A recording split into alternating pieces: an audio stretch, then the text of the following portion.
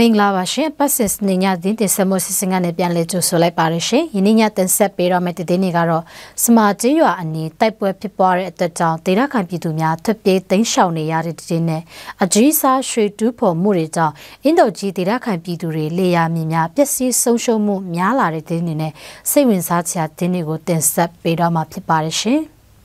ကျွန်မအခွန်ကြစင်ပါရှင်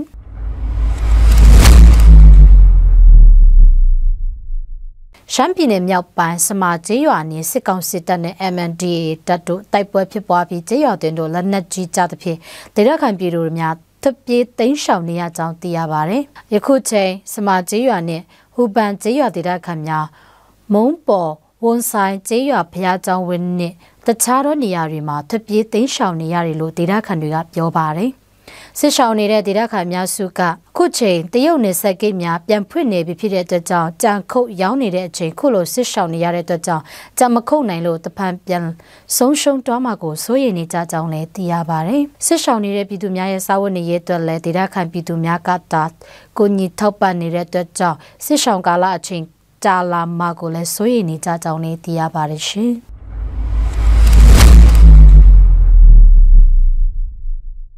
မုံညင်းမြို့နယ်အင်းတော်ကြီးဒေသအတွင်းအကြီးစားရွှေတူးဖော်မှုတွေကြောင့်လေယာမြေတွေပျက်စီးသွားတာမကမြစ်ချောင်းအင်းအိမ်များပျက်စီးတာတွေကြောင့်ဒေသခံတွေကအလွန်စိုးရိမ်နေကြတယ်လို့သိရပါတယ်။အင်းတော်ကြီးဒေသအတွင်းရွှေတူးဖော်မှုဟာစစ်စုနှစ်ကြာလာပြီဖြစ်ပေမဲ့ပြီးခဲ့တဲ့2021ခုနှစ်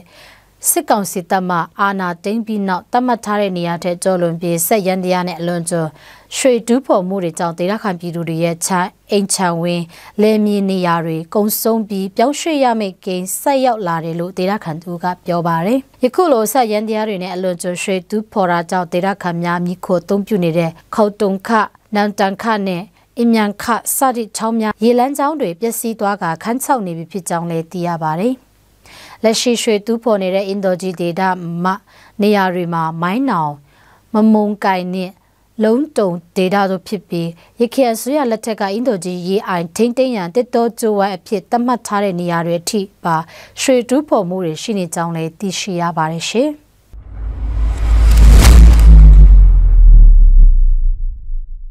တိုက်ပွဲပြင်းထန်လာတာကြောင့်စစ်ရှောင်နေရတဲ့ဖကန်ဒေသရှိစစ်ရှောင်ပြည်သူတွေစစ်ရှောင်ကာလကြာရှည်လာပြီးနေရာထိုင်ခင်းခက်ခဲတွေကြောင့်နေရာပြောင်းရွှေ့ဖို့လိုလားကြောင်းစစ်ရှောင်ပြည်သူတွေထံမှသိရှိရပါတယ်။ပြီးခဲ့တဲ့အောက်တိုဘာလကဆွေစင်းကျေးရွာပြည်သူတွေဟာကံရီစစ်တပ်နဲ့စစ်ကောင်စီတပ်တို့တိုက်ပွဲပြင်းထန်လာတာကြောင့်တာမခန်းခေါင်းပါနတ်ရည်တောင်ခူမရွှေတောင်ကျော်မော်ပိုဆိုင်းတောင်နမဖြစ်လုံးခင်းစားတဲ့ကျေးရွာများရှိဘုံကြီးကျောင်းနဲ့ခရိယံဖျားကျောင်းဝင်းတွေမှာစစ်ပေးရှောင်ခိုလိုနေတာဟာ9လနီးပါးရှိပြီဖြစ်ကြောင်းသိရပါတယ်။၎င်းစစ်ရှောင်များအတွက်ယာယီခိုလိုနေထိုင်ဖို့စစ်စင်ပေးနေတဲ့နေရာဖြစ်တာကြောင့်အချိန်ကြာလာတော့နေရာကျဉ်းကျပ်တဲ့အခက်အခဲတွေများလာကြောင်းစစ်ရှောင်တို့ကပြောပါတယ်။ပြီးခဲ့တဲ့အောက်တိုဘာလမှာလည်းဆယ်စင်းစစ်ရှောင်ပြည်သူတွေကိုမြင်းစာများကိုလာရောက်ရှင်းလင်းမှုမရှိတဲ့အိမ်ချမ်းမြေတွေကိုတင်စီလိုက်မှာဖြစ်ကြောင်းပြောဆိုချင်းချောက်မှုတွေလည်းရှိပြီးကျေးရွာတို့အမြန်ပြန်လာနေဖို့စစ်ကောင်စီတပ်မှပြောဆိုတာတွေရှိပေမဲ့ဆယ်စင်းရွာသားတွေဟာလုံခြုံရေးအခြေအနေကြောင့်ရွာကိုပြန်လာမနေရဲကြောင်းသိရပါတယ်။ယခုလက်ရှိဆယ်စင်းကျေးရွာအတွင်းစစ်ကောင်စီတပ်ရန်နေရာဝန်းကျင်တပ်စခန်းချ